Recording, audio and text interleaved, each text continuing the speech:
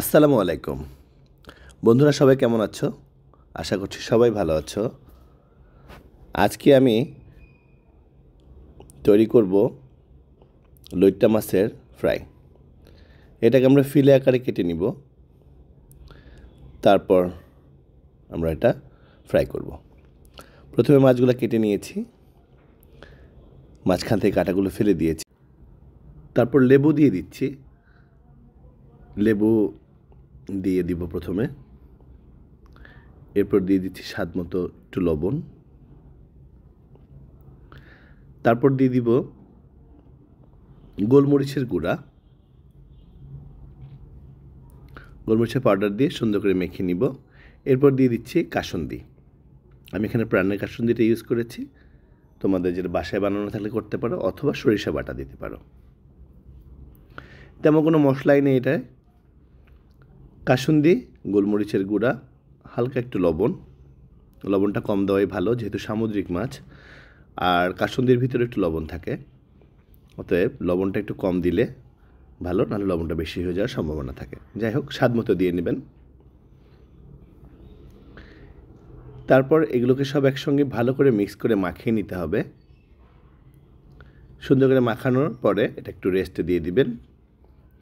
তারপর এখানে নিয়েছি ময়দা, ময়দার ভিতরে দিয়েছি একটু গোলমরিচের গুঁড়া আর দিয়েছি লাল মরিচের গুঁড়া। এটাকে সুন্দর করে মিক্স করে নিব।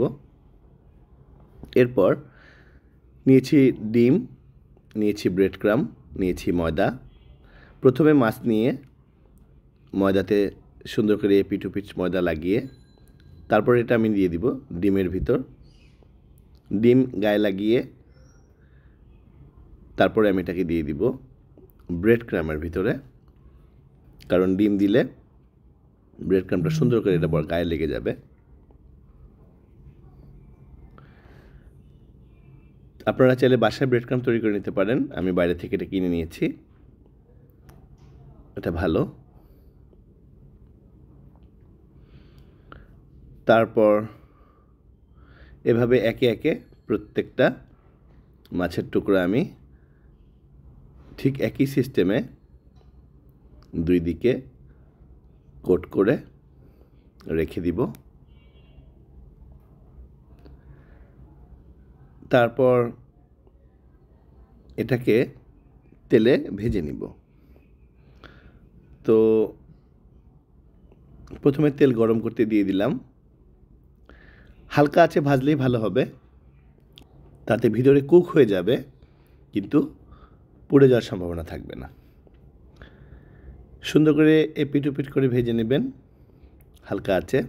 আবার বলছি, এটা খেতে খুবই মজার, বাচ্চাদের নাস্তা হিসেবে দিতে পারেন, বা বাইরে থেকে মেহমান আসলে তাদেরকে করে দিতে পারেন। এটা ম্যারিনেট করে ফ্রিজে রেখে দেওয়া যায়, যখন প্রয়োজন তখন ভেজে নেওয়া যাবে।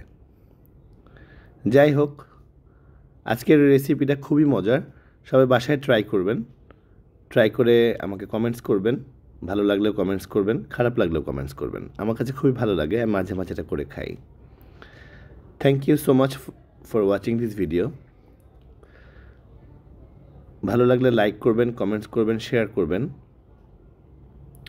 নতুন কোনো রেসিপি দেখতে চাইলে বলবেন, আমি ট্রাই করব আপনাদেরকে করে দেখানোর জন্য। ভালো থাকবেন সবাই, আবার চলে আসবো নতুন কোনো ভিডিও নিয়ে। Thank you so much once again. আসসালামু আলাইকুম।